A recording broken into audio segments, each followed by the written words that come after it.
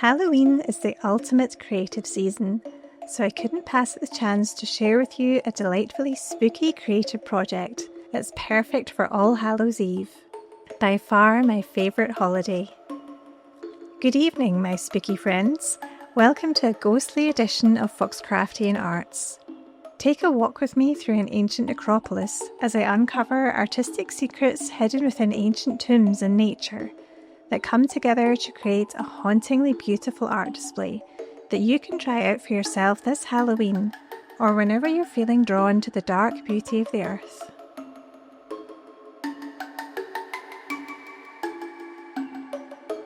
Arming yourself with some art supplies and a small plastic bag, let's take a walk through your local cemetery. It could be a tiny churchyard or a sprawling necropolis.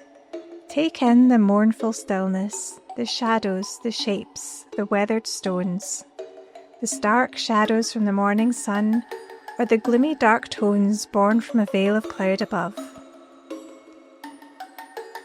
Using your art supplies, take some gentle rubbings from the graves and motifs you're drawn to the most. You must be respectful and leave no mark on these tombs. We're after the textures only, so that we may include a piece of the graveyard in our art.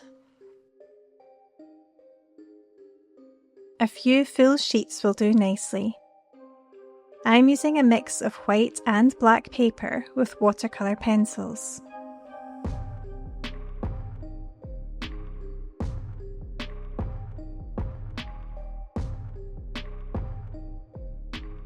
While you wander, keep an eye out for fallen leaves or flowers.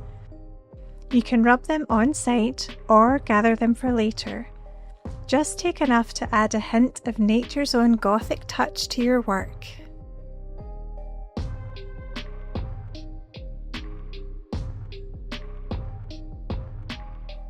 Back in your layer, take your sheets of grave rubbings and draw little tombstones of various sizes over the top.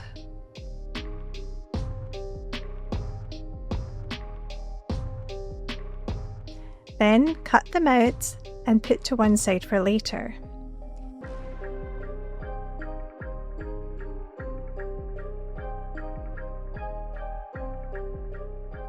If you've used watercolour pencils, you can activate these with water, creating a wash of shadow.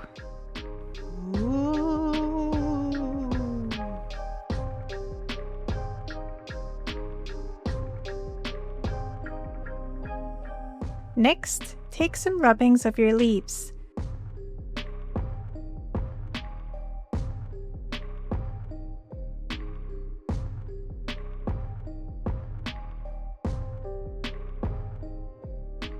Cut them out. Add extra colour or outlines if you wish, and put them to one side as well.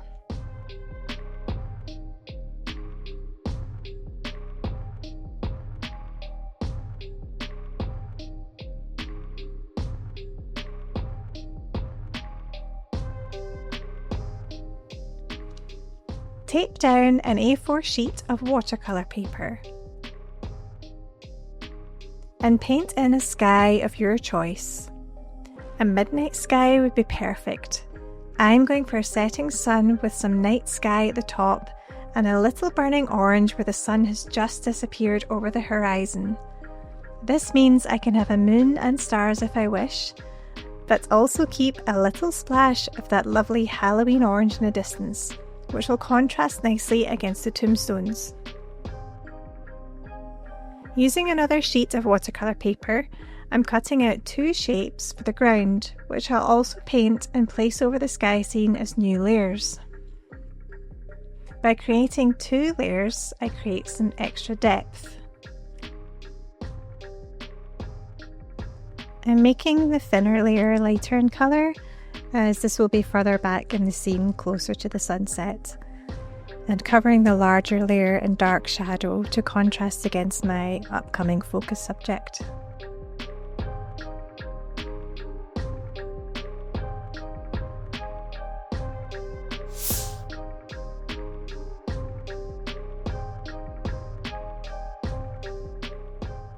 I do love a gnarly October tree, so I'm creating one for my Halloween scene. After outlining in pen, I'm using watercolour pencils to add colour. Thinking about where I'd like the light to be coming from, I'm starting with some highlights on the left side of the tree.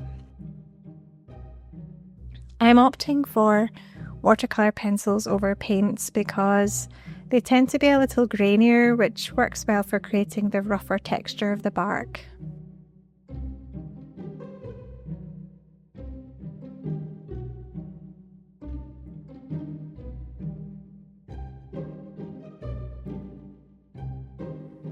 After activating the pencil, I wait for it to dry before adding another layer over the top. I want it to be very dark on one side, so one wash alone won't do. And I'm going over the whole thing with some pen as well, just to draw out those deep troughs in the bark.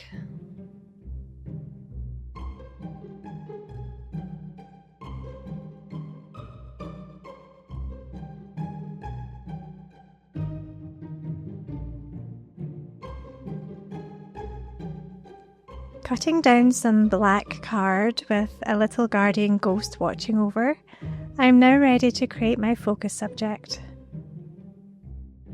Mine will be a little spirit fox patrolling the cemetery. I want them to glow against the dark scene, so I'm using bright white and blue pastels over black card. I think pastel works really well here as it's quite misty, and when you blend it with your finger it creates an ethereal look. Since I'm using black card, I'm using several layers of pastel to maintain a nice brightness.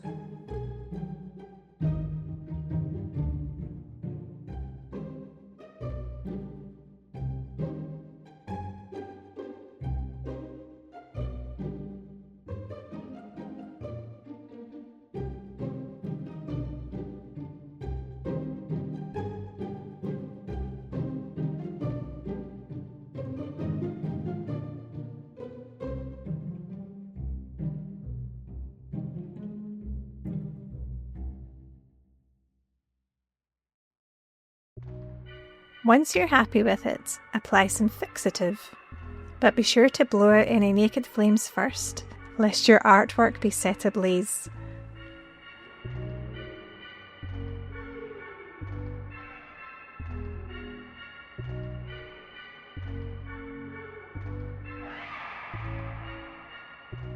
This is a little lantern I'll have them holding in their mouth, because even spirits need a guiding light in the darkness.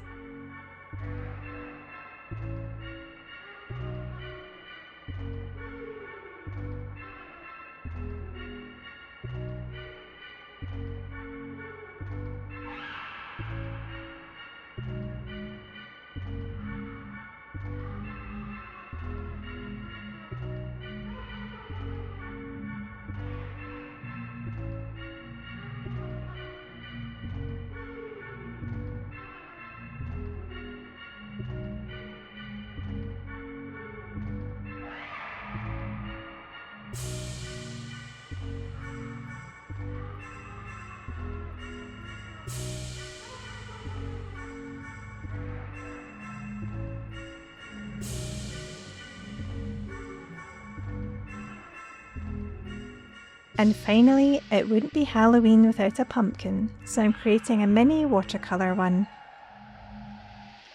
Ooh! Hee.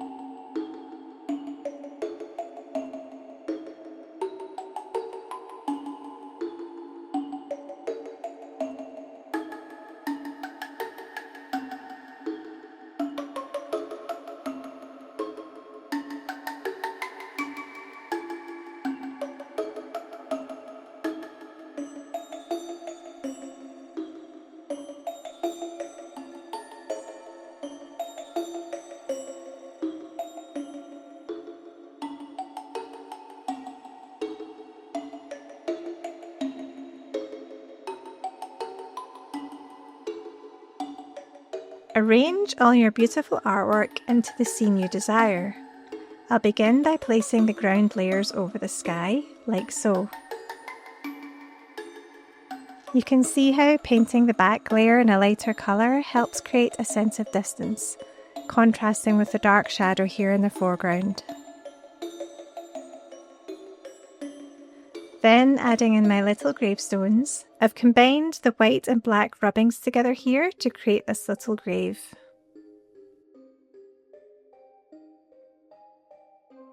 Some behind the horizon, some in front. Using the larger tombstones in the foreground to create some depth. I'm placing them at slight angles for some more character.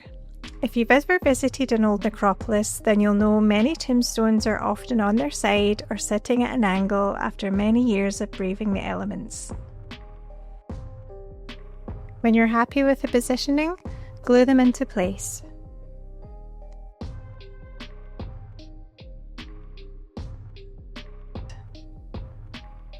Next, I'll put my handsome evil tree over here and the leaf rubbings on top.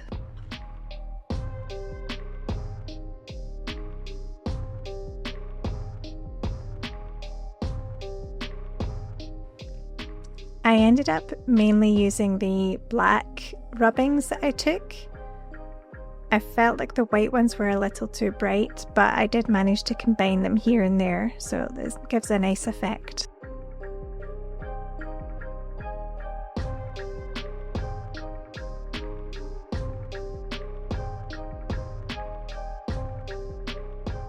I'm going to place my spectral fox round about here, prowling proudly through its shadowy domain with a lantern in its mouth.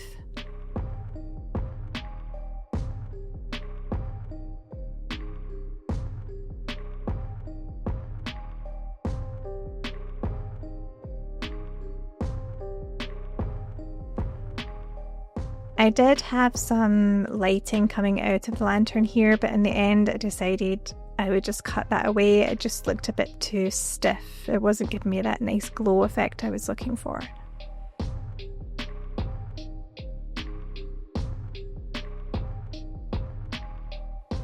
Now I'm adding in the leaves, not fussing too much over their positioning.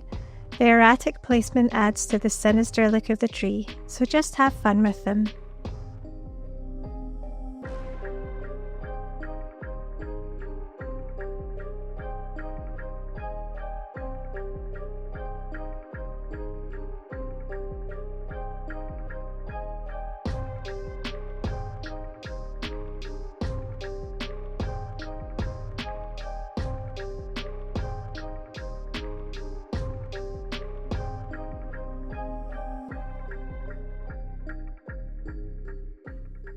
I'm going to put my delightful pumpkin down here in the corner, creating more depth against the tombs. And finally, a nice bright full moon against the dark sky.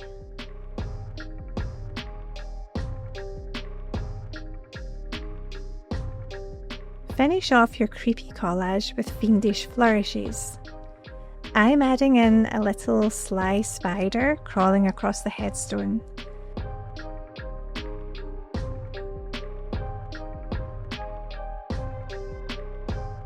Some bats flitting across the moon.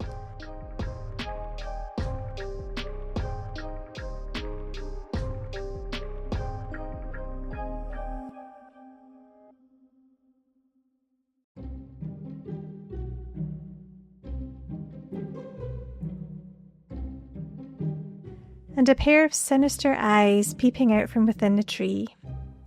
You're limited only by your imagination, so get spookifying.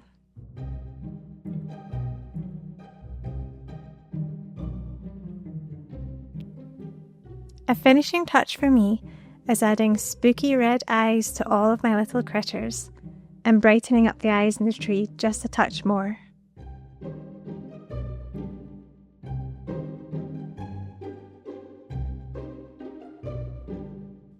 Display your creepy creative masterpiece on your porch, windowsill or hallway to greet your trick-or-treaters this Halloween.